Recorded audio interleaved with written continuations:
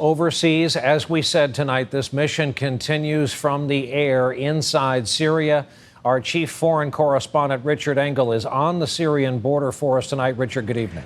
Good evening, Brian. Earlier you mentioned that the U.S. airstrikes targeted oil facilities. Specifically, what were hit were 12 modular refineries that ISIS uses to export on the black market crude oil. ISIS raises between $1 and $2 million every day selling black market oil. This is a rich group. It is well armed, and it is becoming the model for other terrorist groups.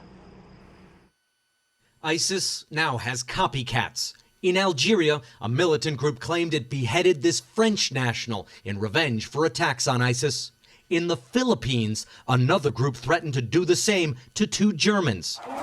But Syria remains the ISIS headquarters. Today, there were more airstrikes in Syria, but these bombings, according to the activists who filmed them, were the work of the Syrian regime. Yet witnesses told NBC the victims don't know who's bombing them anymore. They feel under attack from both the Assad regime and the Americans. The U.S. is in this now, and it's not stopping ISIS so far. The militants are closing in on Syria's Turkish border, sending refugees flooding across.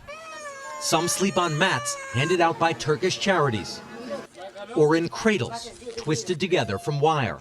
More than 100,000 Syrians have fled from ISIS into Turkey in just the last few days. With nowhere to go, the new arrivals have been forced to live in public parks with just the clothes on their backs. When a volunteer brings a box of cookies, you can see how hungry the children are. These refugees fear ISIS, but worry the American strategy won't work. We want the U.S. to strike both ISIS and Bashar al-Assad, said 40-year-old Buzan, a well digger. Another refugee told us Washington now seems to be with Assad. They don't have an obvious strategy.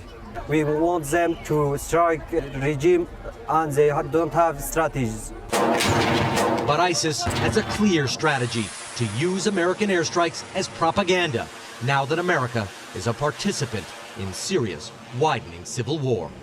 It's too early to know, Brian, how effective the American airstrikes in Syria have been, but the U.S. has been striking ISIS in Iraq for weeks, and the group is still strong. Richard Engel on the Syrian border for us tonight. Richard, thanks.